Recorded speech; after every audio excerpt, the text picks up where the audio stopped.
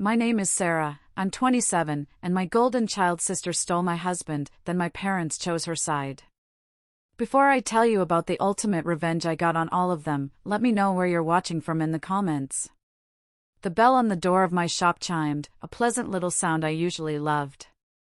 It was a crisp Chicago afternoon, and through the big glass window of Sarah's garden, the city felt alive. Inside, everything was calm.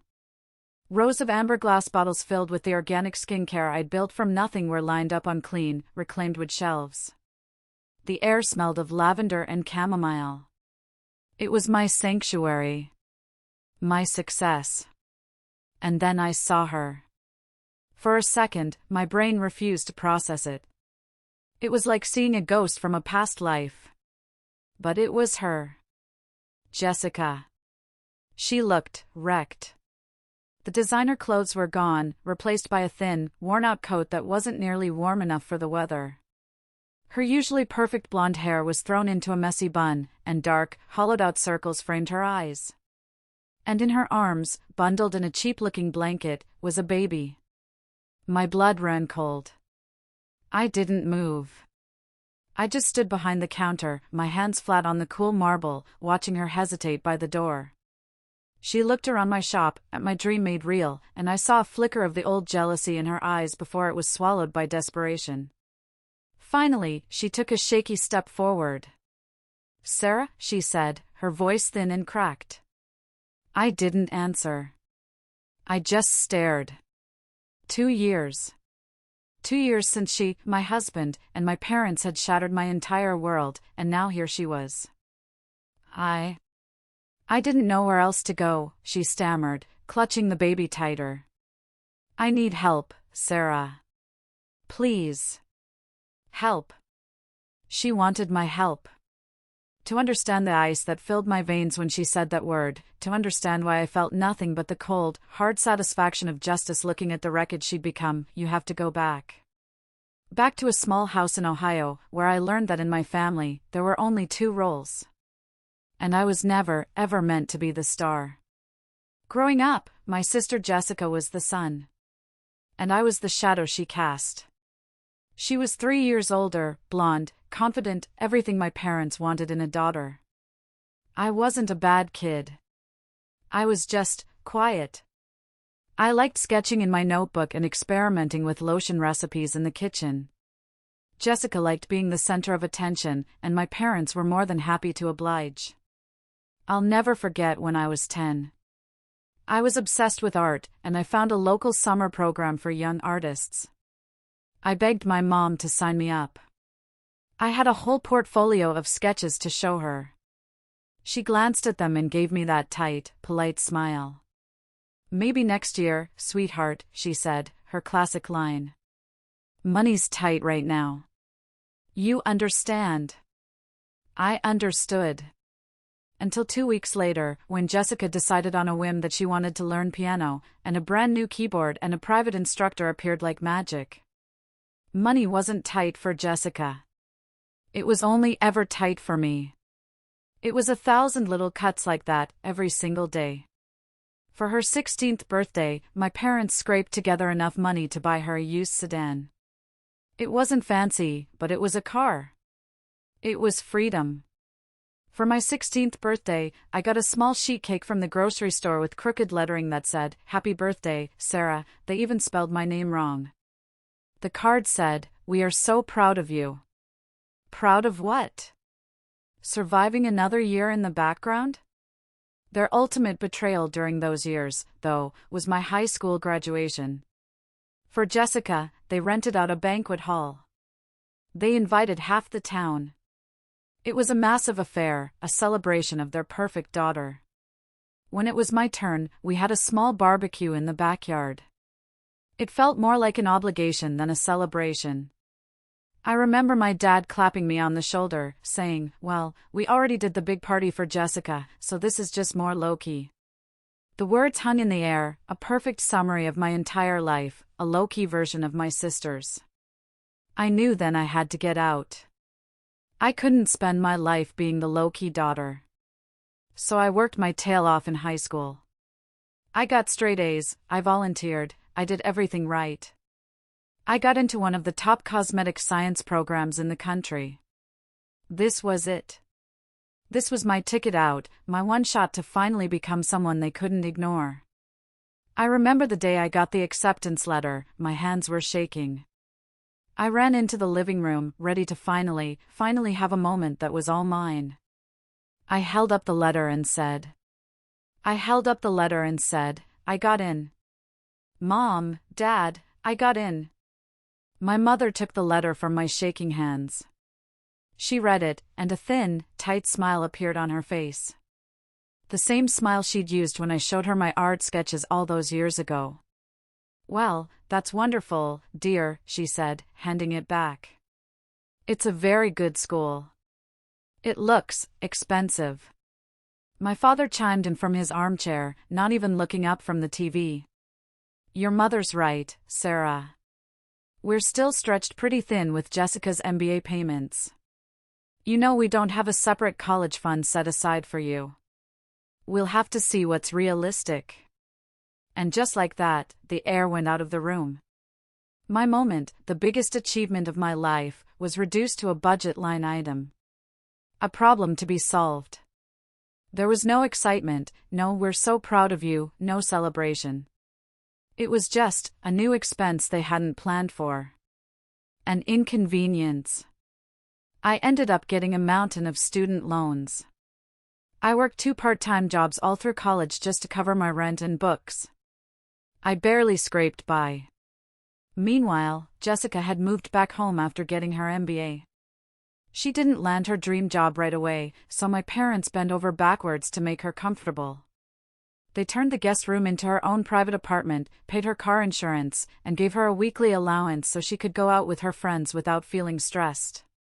She was 30 years old, living off my parents, while I was 20, working 40 hours a week on top of a full course load just to keep my head above water. The injustice of it was a constant, dull ache in my chest. When I'd come home for Christmas, exhausted and thin, my mom would say things like, "You need to take better care of yourself, Sarah." Then she'd turn around and offer to take Jessica on a shopping spree because she needed a new outfit for a job interview. If I mentioned I was struggling to pay a bill, my dad would give me a lecture on budgeting. But they'd co-sign a loan for Jessica to buy a new laptop because hers was getting a little slow. It wasn't just the money. It was the attention. The validation. I remember I won a small award for a skincare formula I developed in my junior year. I was so excited, I called home to tell them. My mom picked up. "Oh, that's nice, honey," she said, her voice distracted. "That's great.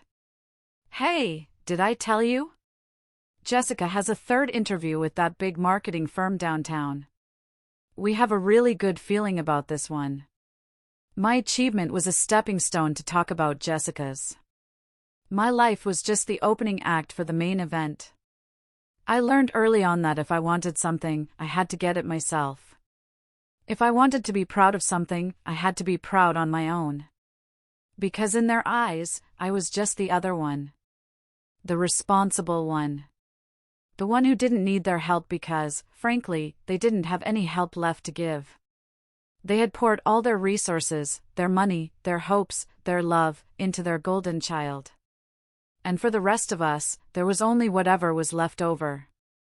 Usually, that was nothing. I promised myself that one day, I would build a life so successful, so full, that I wouldn't need anything from them ever again. I just never imagined that when I finally did, it would be the one thing my sister would decide she had to take from me. College was my escape, but it was also a grind. I spent my final year juggling classes, my internship, and a weekend job at a small, upscale boutique that sold artisanal cosmetics and perfumes. It wasn't glamorous, I was mostly restocking shelves and ringing up customers, but I loved being surrounded by the things I was passionate about. That shop is where I met Mark. He walked in one rainy Saturday afternoon.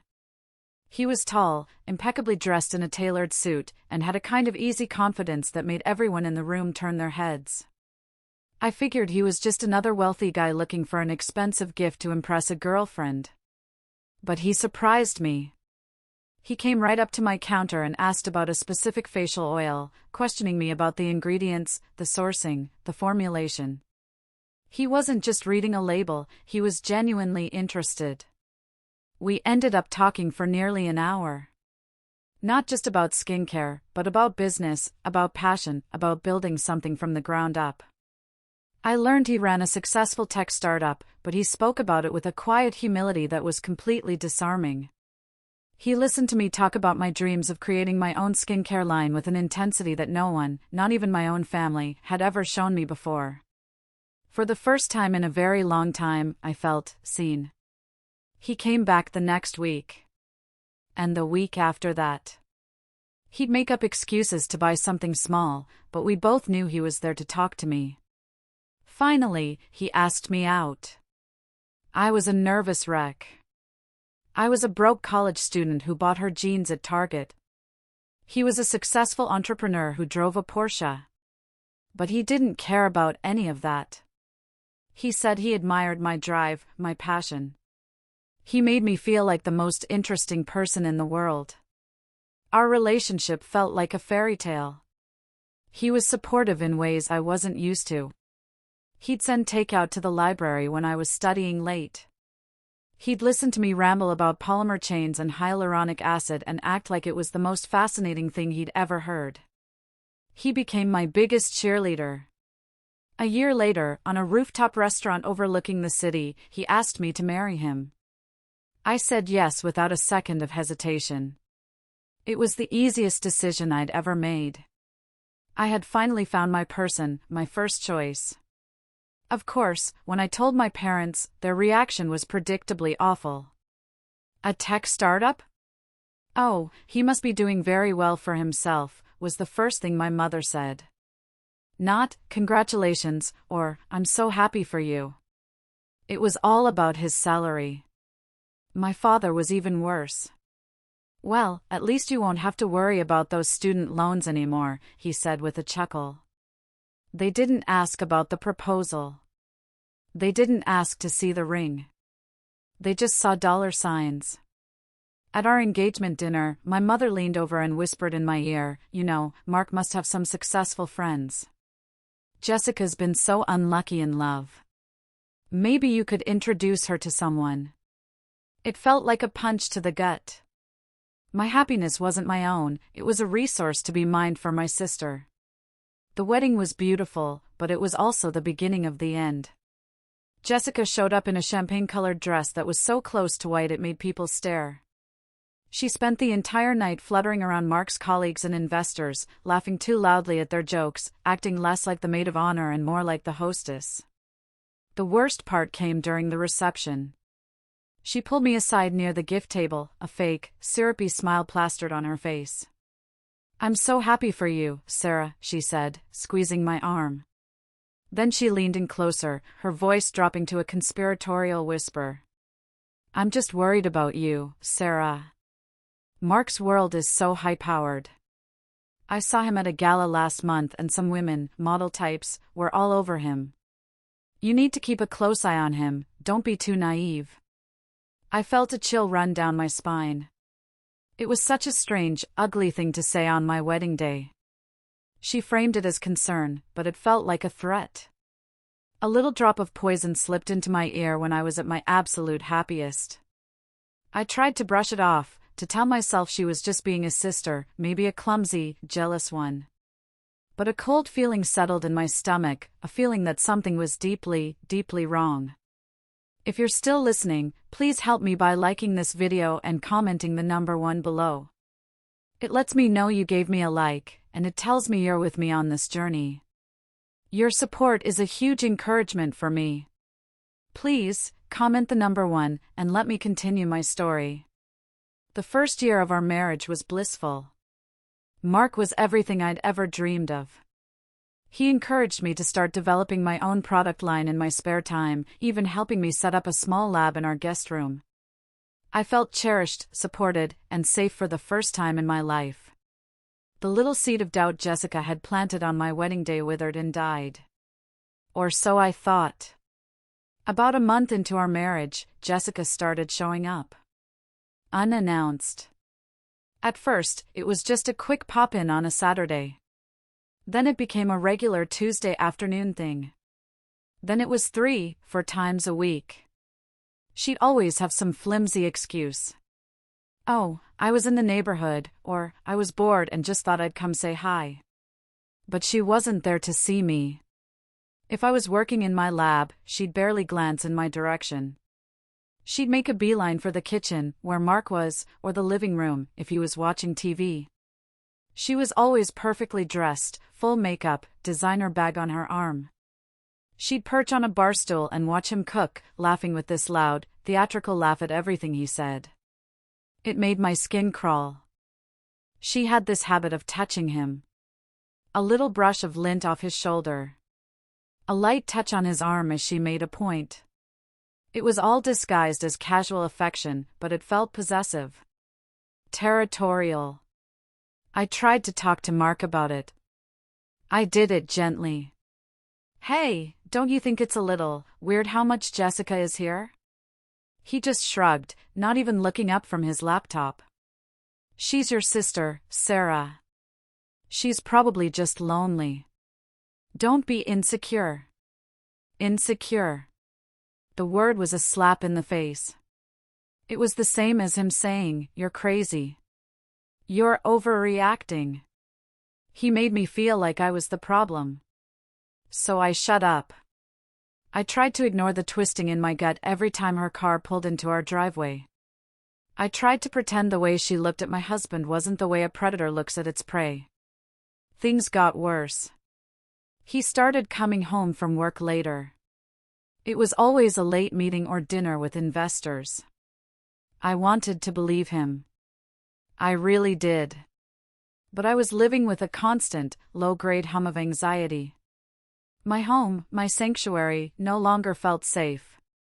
It felt like enemy territory. The final straw came on a Thursday night. He was supposed to be home at 7 for dinner. At 9, he texted, "Just wrapping up. Be home soon." He didn't walk through the door until nearly midnight. The moment he stepped inside, I knew. I didn't even have to see his face. I could smell it. A perfume. It was a heavy, floral scent, jasmine and vanilla, with a top note of something sharp and sweet. As a cosmetic scientist, my nose is my instrument. I know every scent in my collection, every oil, every extract. And that scent was not one of mine. I just stood there in the hallway, frozen, as he walked past me, muttering something about a brutal meeting. My voice came out as a whisper. "What is that smell, Mark?" He stopped. He turned around slowly. He couldn't even meet my eyes. "What are you talking about?" "The perfume," I said, my voice getting stronger. "On your collar." "Who is she?"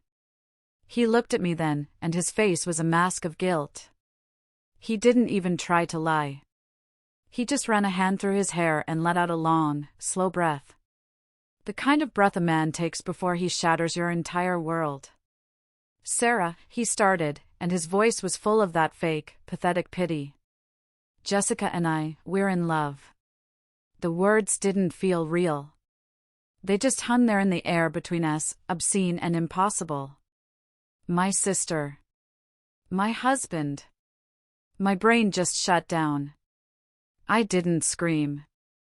I didn't cry. I felt nothing. It was like I was watching a movie of someone else's life falling apart. The next day, while he was at work, I packed a bag. I didn't know where I was going, I just knew I couldn't stay there. In a daze, I called my mom. I was desperate.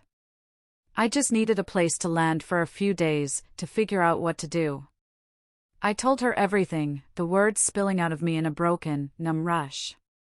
There was a long pause on the other end of the line. Then, my mother's voice, cool and distant. "Oh, honey. That's a lot. I'd love to help, but the house is under a full renovation right now. It's a complete mess. There's just no room." "Renovations?"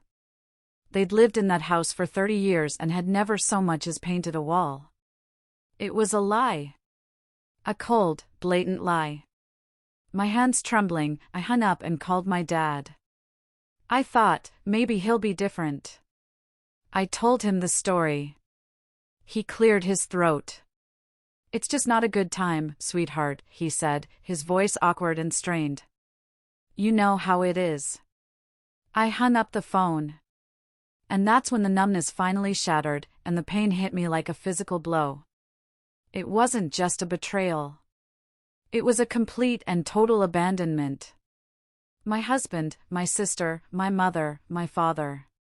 In the space of 24 hours, I had lost my entire family. I was utterly, terrifyingly alone. The days that followed are a blur of pain and paperwork. I found a cheap, tiny apartment on the worst side of town, the kind with stained carpets and a permanent smell of dampness. I hired a lawyer, a tired-looking woman who gave me a sympathetic glance over her glasses. It didn't take her long to give me the bad news. "You signed a prenuptial agreement, Sarah," she said, tapping a thick stack of papers. "It's ironclad. In the event of a divorce, you waive any claim to his business assets and property acquired during the marriage." I remembered signing it. Mark had presented it as a simple formality, a way to protect his business partners. I was so in love, so trusting, I would have signed anything he put in front of me. Now, that piece of paper was a weapon being used against me. His lawyer was ruthless. I walked away from my marriage with nothing but my personal savings, which amounted to a few $1,000s. I was officially divorced, broke, and homeless. But I still had my job at the boutique. It wasn't much, but it was a paycheck. It was a small island of normalcy in a sea of chaos. I thought, at least I have this. At least I can pay my rent. I was wrong. I showed up for work the following Monday, my eyes puffy from crying, but determined to put on a brave face. My manager, who had always been so warm and friendly, wouldn't look me in the eye. She called me into her tiny office. "Sarah," she said, staring at a spot on the wall behind my head. "I'm so sorry. We're going to have to let you go. It's a restructuring. It's not working out." It didn't make any sense. I was one of her best employees. I pleaded with her, asked her what I did wrong.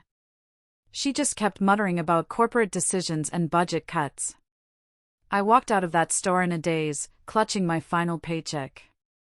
It felt like the universe was playing a sick joke on me. That evening, I got a text from Carol, an older woman I'd worked with. She was a kind, no-nonsense lady who had seen it all. "Meet me for coffee?" My treat. We met at a dingy little diner. She ordered me a slice of pie and slid it in front of me. "Eat," she said. "You look like a ghost." Then she leaned forward, her voice low. "It wasn't a restructuring, honey. It was Mark." I just stared at her. "He came into the store last week," she continued, her eyes full of fury on my behalf. "Spoke to the owner. Said you were unstable, that you were causing drama, and that your personal issues were bad for the business's reputation. The owner is a spineless coward who plays golf with Mark." He folded instantly. I felt a hot, white rage build in my chest, so intense it made me dizzy. It wasn't enough for him to destroy my heart, my marriage, my family. He had to destroy my livelihood, too. He had to salt the earth so nothing could ever grow again. But Carol wasn't finished. "And that's not all," she said, her voice even lower. "I overheard the owner on the phone. Mark called a few of our local suppliers, the ones you knew. The ones you told me you might want to work with someday. He told them you were untrustworthy. Warned them not to do business with you." That was the moment I truly understood the depth of his cruelty. It was a calculated, systematic annihilation of my life. He wasn't just leaving me, he was trying to erase me. When Carol dropped me off at my miserable little apartment, she pressed a crumpled wad of cash into my hand. "It's $200, she whispered, not letting me refuse. "For groceries." "You're a good kid, Sarah. Don't you let that monster win." I walked into my empty apartment, the crumpled bills clutched in my hand. An eviction notice had been taped to the door. I slid down to the floor, my back against the flimsy wood, and I just sat there in the darkness. I had no husband, no family, no job, no home, and a few $100s to my name. It wasn't just the bottom. It felt like I had crashed through the bottom and was still falling. I don't know how long I sat on that floor. Hours, maybe a whole day. The eviction notice stared at me like a tombstone. Every terrible thing my family had ever made me feel about myself echoed in that silence. You're not good enough. You're not smart enough. You're second best. I was so close to believing them. So close to just giving up. Then I thought about Carol's $200. I thought about the fury in her eyes. And I thought about Mark's smug, satisfied face as he systematically tried to destroy me. A different feeling started to bubble up through the despair. Not sadness. Rage. A cold, hard, clarifying rage. I got up off the floor. I walked into the tiny, grimy kitchen. I looked at my reflection in the dark window. And I thought, they took my husband.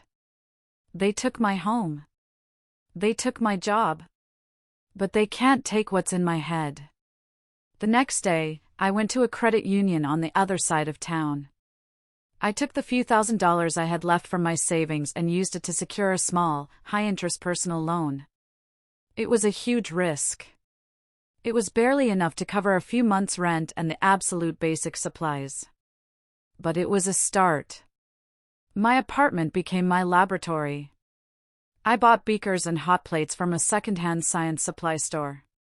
Because of what Mark had done, I couldn't use any of the local Ohio suppliers. It was a setback, but I was done with setbacks. I spent weeks researching, making calls, and finally found small, family-run farms in Oregon and North Carolina that would ship me the high-quality, organic ingredients I needed. It was more expensive. It was harder. And it made me more determined. Every single night, after working a soul-crushing temp job doing data entry, I would come home and work until 2 or 3 in the morning. My tiny kitchen table was covered in glass bottles and notebooks full of formulas. I poured every ounce of my pain, my anger, and my knowledge into those bottles. I wasn't just making face oils and serums. I was creating my own lifeline. I called my little brand Sarah's Garden. It was a promise to myself that something could still grow from the ashes. I started small, on Etsy. For months, I made almost nothing. A sale here, a sale there. I lived on instant noodles and cheap coffee. I was so close to the edge, my loan money dwindling with every rent check. I remember one night, staring at my bank account, with less than $100 in it, thinking, this is it. I failed. And then, it happened. A small beauty blogger from California, someone with a decent but not huge following, bought one of my serums. A week later, she posted a video review. She didn't just like it. She raved about it. She talked about the quality of the ingredients, the unique formulation, the story of a small, woman-owned business. She called it her holy grail product. I woke up the next morning to the sound of my phone buzzing. And buzzing. And buzzing. It wouldn't stop. It was a flood of Etsy notifications. I had sold out of every single product I had. In one night. The momentum just kept building. That blogger's review was shared. Other bloggers bought my products. My little Etsy shop was featured on a popular website. The orders poured in, faster than I could fill them.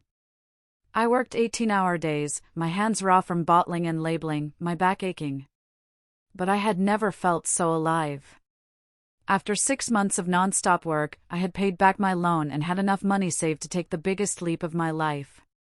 I packed up my tiny apartment, left that town in Ohio without a single goodbye, and drove to Chicago. I found a small, affordable studio space in a quiet neighborhood. It wasn't much more than a single room with a concrete floor, but when I stood in the middle of it, holding the keys in my hand, I burst into tears. It wasn't just a studio. It was my escape.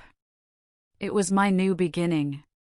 It was the first piece of ground in my new life that was completely, totally mine. 2 years passed.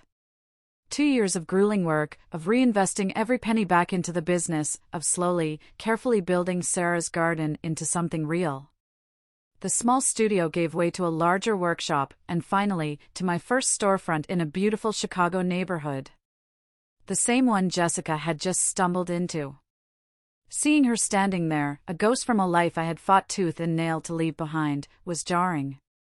But as she stood there, pleading, I wasn't the same broken girl she had left behind in Ohio. I was a businesswoman.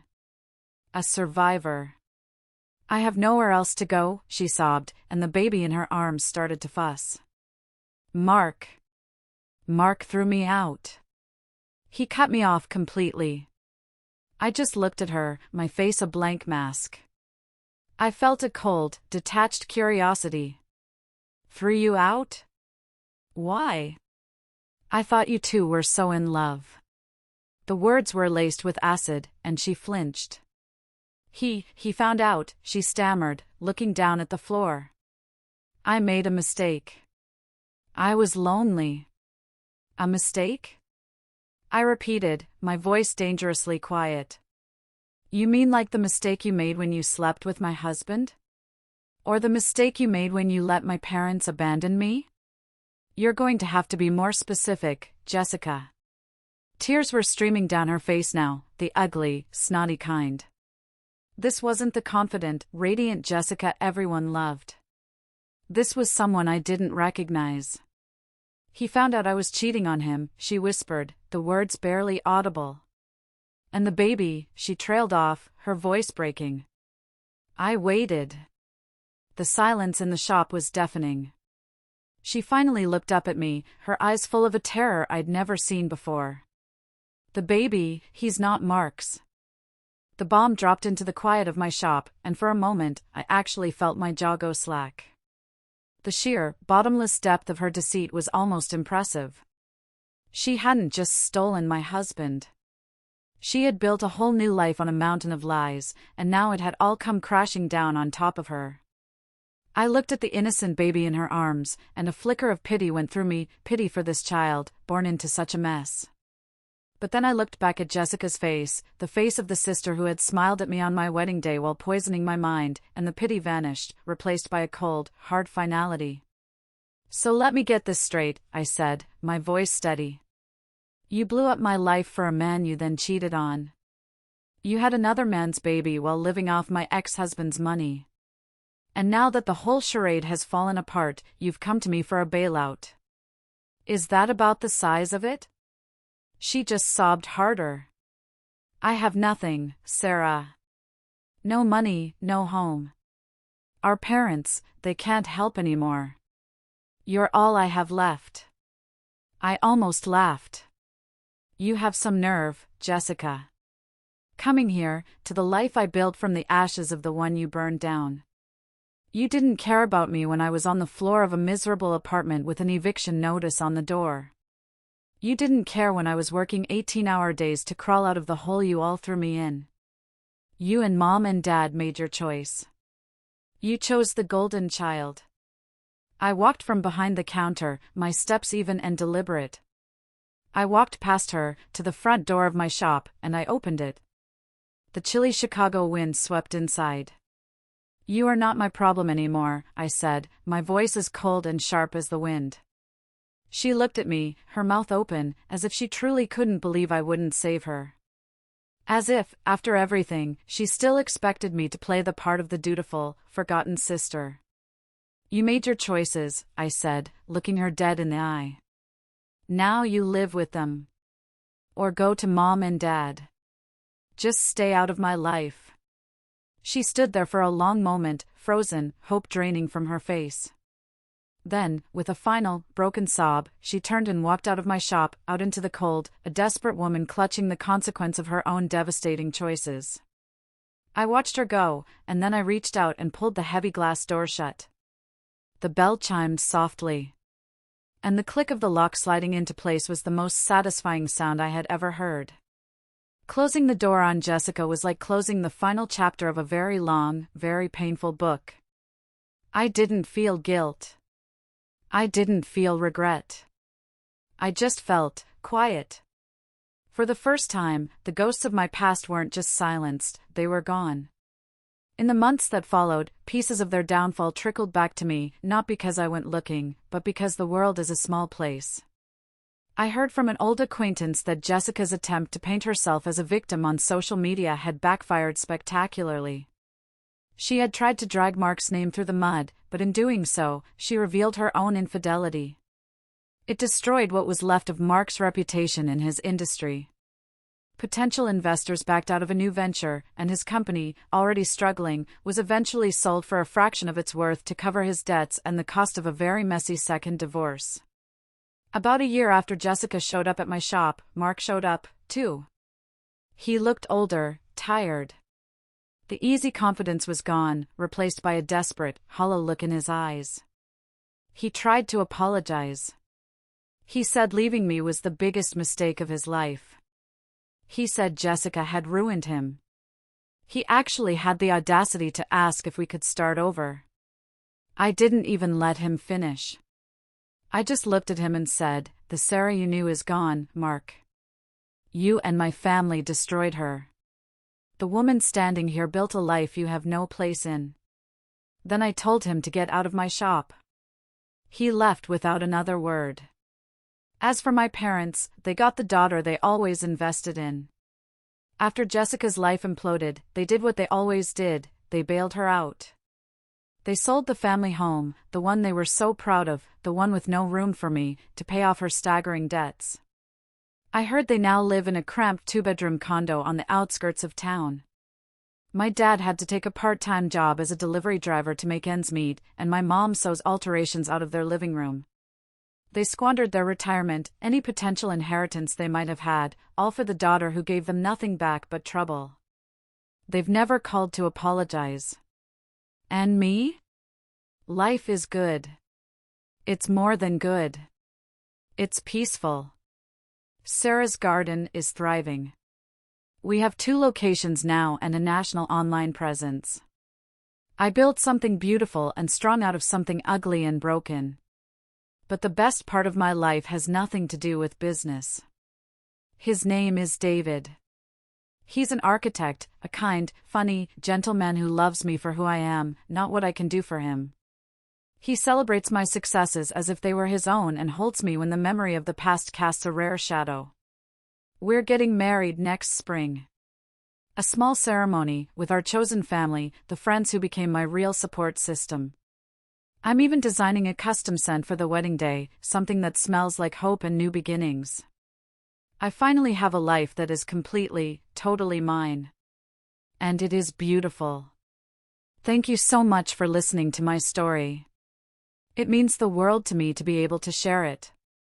If any part of this resonated with you, what's one piece of advice you'd give to someone learning to stand on their own 2 feet again? Let me know in the comments below. And if you'd like to hear more stories, please don't forget to like this video and subscribe to the channel.